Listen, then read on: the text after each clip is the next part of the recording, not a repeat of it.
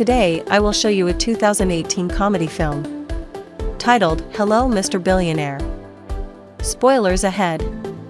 Watch out and take care. Duo Yu Wang is a 37-year-old goalkeeper for minor league soccer team Dashang, who hasn't had a very successful career. In the past few years, he's bitten an opponent and gotten kicked out of the game for it, played for a female team while pretending to be a woman, worked as a human sushi plate, and even modeled with no clothes for painters.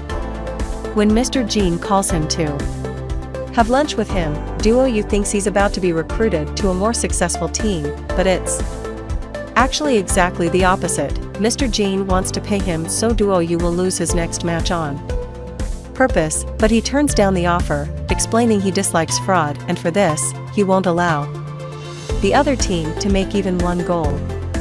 When the day of the match comes, however, Duo Yu gets cocky and distracted after catching just one ball, allowing the opposite team to score 5 goals against him. The other team's players even throw him up in celebration for having lost so easily to them. After being kicked out of the team, a depressed Duo Yu doesn't want to leave his apartment, but his teammate and best friend Cheng Zhuang visits him and drags him out to take him to talk to the coach, promising he'll get his job back. His plan doesn't go well though. The coach has no interest in taking Duo Yu back, and thinks a dog is already a better goalkeeper than he ever was.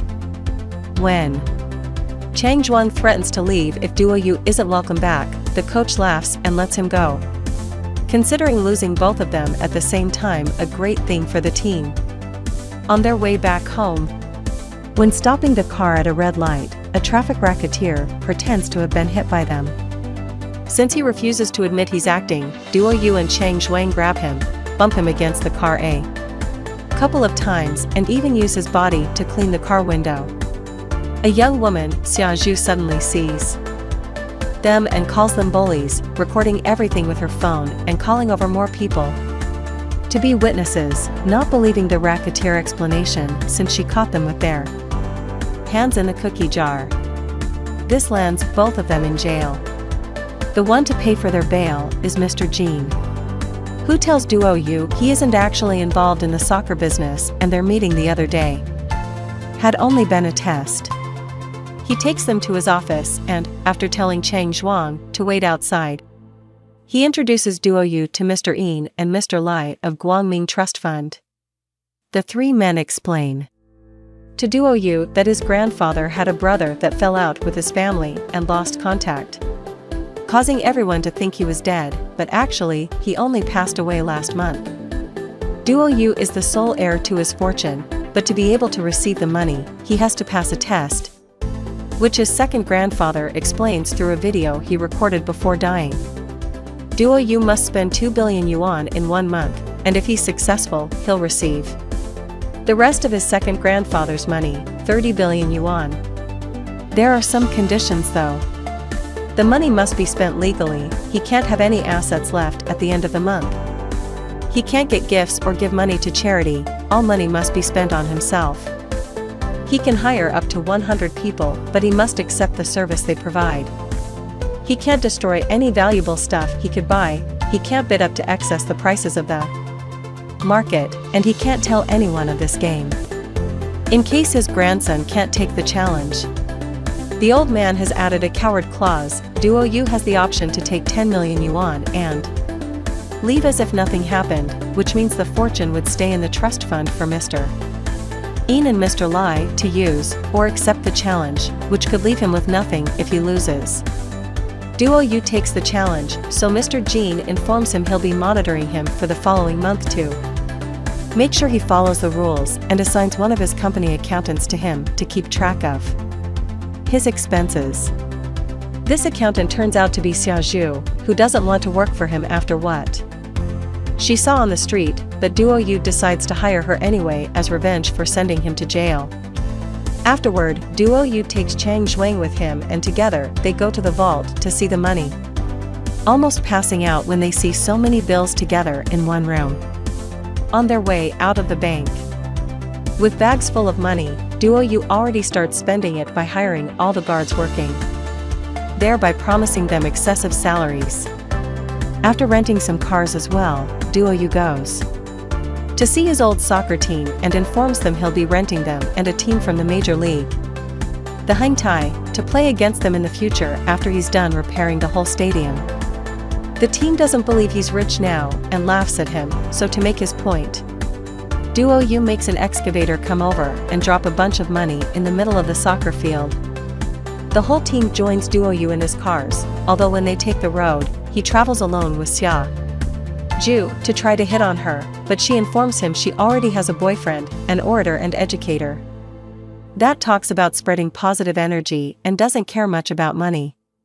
Shortly afterward, they make it to a very fancy hotel that requires membership, but Duo Yu simply talks to the manager and offers him extra money to allow them to rent the entire hotel for the whole month, and seeing the insane amount of money he offers, the manager accepts before taking them to the dining room for a celebratory banquet.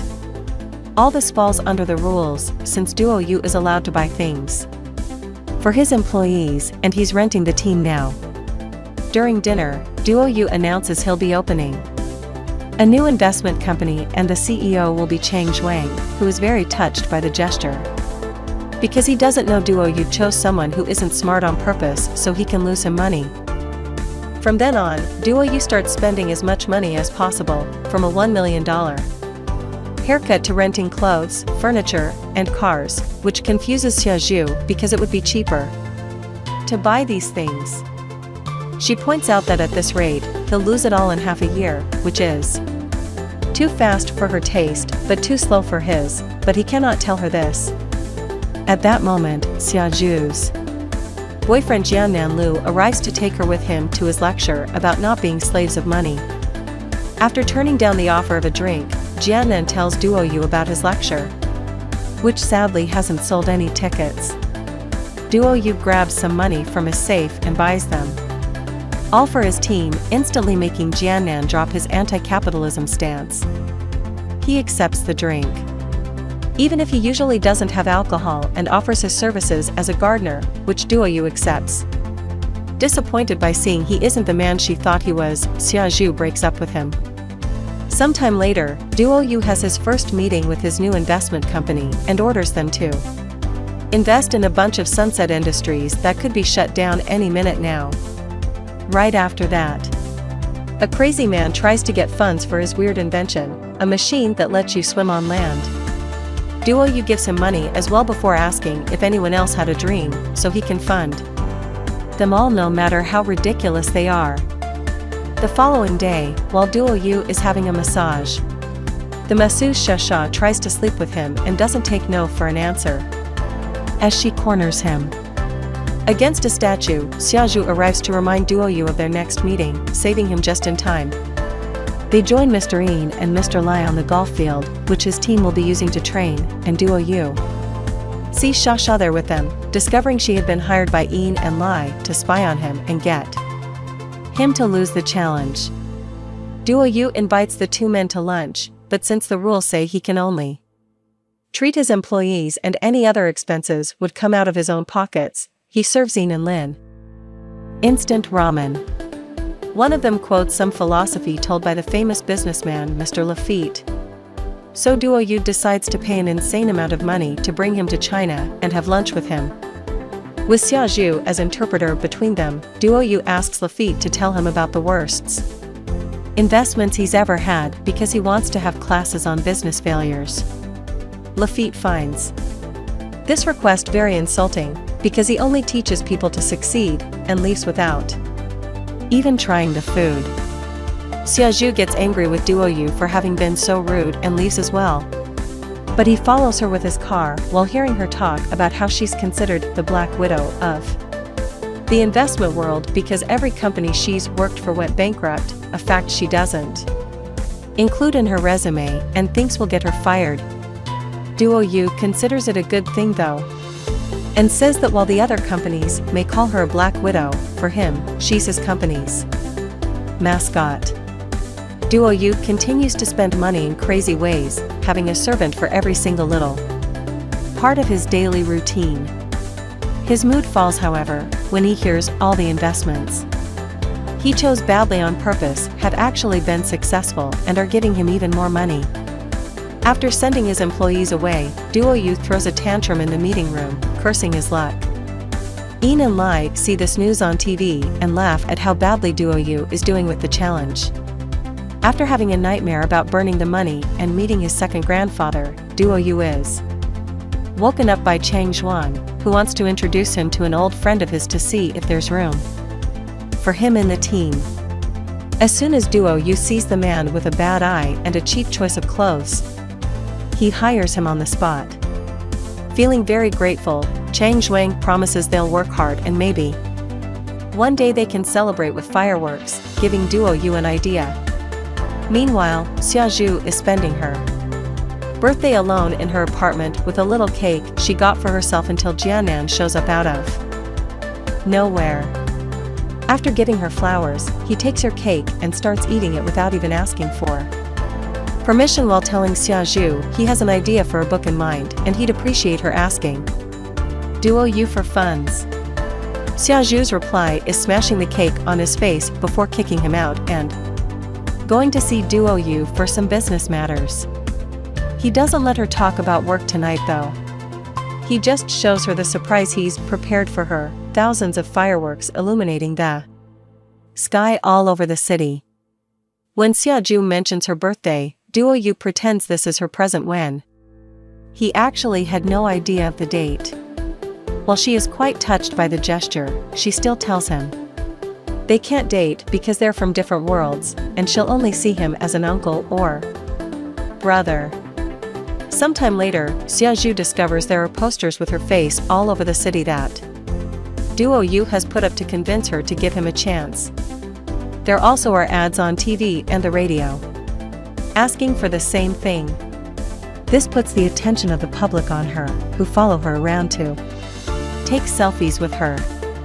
She calls Duo Yu to take care of the problem, but he just invites her to a concert instead of listening, so Xiaozhu hangs up on him and takes a taxi while hiding her face.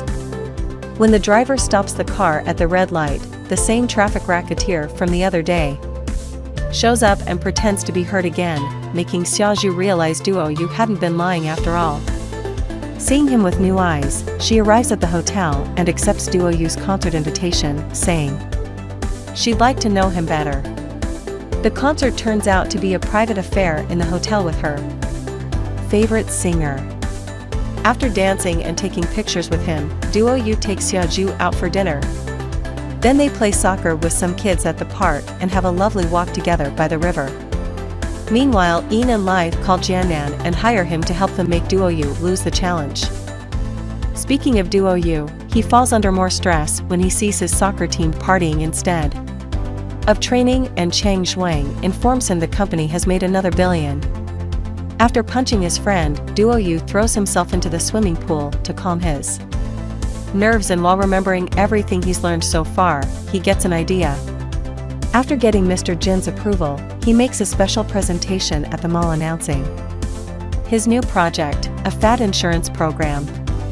You only pay 1 yuan for it, and the company will pay you back for every gram you may lose. The program is a success, which drives Ian and Lai crazy, but they can't do anything about it because, as Jean explains, insurance is a legal business. And what Duo Yu came up with is technically not charity. A huge amount of people sign up and start exercising all over the city, sometimes under the guidance of Duo Yu himself. Gyms are crowded, and people begin to use alternatives like normal stairs and even the land swimming machines. This project earns Duo Yu an award as Humanitarian of the Year, and when he goes up to the stage to receive it, he tries to explain he's not doing this to help people but because of business reasons, but nobody takes him seriously. When the day of the soccer match finally comes, the players of the Hengtai team promise they'll break a record and make a 2-digit number of goals. Most of the stadium is cheering for them, while Daxiang only has a small section of fans among the crowd, but they still manage to make a big entrance by arriving in helicopters. As soon as the match begins, Chang Zhuang pretends to be hurt, so the most important Hengtai player gets red carded, giving them an advantage of 1 extra player. Sadly, this isn't enough. And during the first half, Hengtai scores 8 goals, while Daxiang makes 0. Duo Yu thinks they should at least stop them from scoring 2 digits to keep some dignity, so during the second half, they try some ridiculous tactics like forming a circle of players around the opponent. This is still not enough to stop them from making the 9th goal, so the Daxiang goes for their last and most desperate strategy, putting all players in front of their goal to stop any incoming balls, even if they have to use their faces or groins to achieve it. Meanwhile, in the audience, Xiaju finds Jiannan and tells him his payments have been missing on the paperwork, which he has been doing on purpose to make it seem like Duo Yu is spending less than he is. Tired of hearing her defend him, Jiannan finally tells her the truth about the game, claims Duo Yu is just using her, and tries to win her back, but Xiaju hits him with her purse and leaves the stadium, intending to tell Mr. Jean about all this. Jiannan chases after her, following her into some shady parts of the neighborhood. Back to the match, the Daxiang team is defending the goal to the point of bruises and bleeding. This determination earns the sympathy of the audience, who starts cheering for them, and even their coach tries to join the match when they run out of substitutes. But he slips on a water bottle and is out of the game before he can even do anything. Thankfully, having each other and their memories as a team together with the public support is enough for them to hang on until the end and not let a single goal more happen. When the referee ends the game at 0-9, the whole stadium celebrates as if Daxiang had won, because stopping such an important team from reaching 2 digits feels like a victory. In the middle of the celebration, Duo Yu gets a call from Xiaju's phone, but there's a mysterious voice on the other end of the line telling him he's kidnapped his girlfriend, sending a picture to prove it. Duo Yu thinks this is another planned by Yin and Lai, so he hires some criminals to make them confess, but they only admit to having hired Jiannan to fake the bills. Nothing else. Duo Yu gets another call from the kidnapper then, showing him how he's pushing Jiannan off the edge of a building and threatening to do the same to Xiaju if he doesn't pay 10 million before 6 o'clock. Duo Yu now is in a difficult situation, because if he pays to save Xiaju, he'd be breaking the rules of the game and lose his second grandfather's fortune. What he doesn't know is that this isn't real, it's the third and final test his grandfather left him. He has to prove he cares more about a human life than money. If he does, then he wins the challenge. Jiannan and Xiaju are fine, and the kidnapper is just Mr. Jean, who believes in Duo Yu and is sure he will come through. As the hours pass, however, Duo Yu spends them drinking and singing at the karaoke and doesn't show up in time. At 6 o'clock, Mr. Jean and Xiaju get ready to leave, feeling rather disappointed. But when they're about to take the stairs, they find Duo Yu crying with his bags of money, ready to exchange them for Xiaju's life. Mr. Jean congratulates him on passing the test and plays the last message the grandfather left for Duo Yu, making him wonder how come he never got married or had kids when he was so rich. Mr. Jean reveals then he was the grandfather's significant other.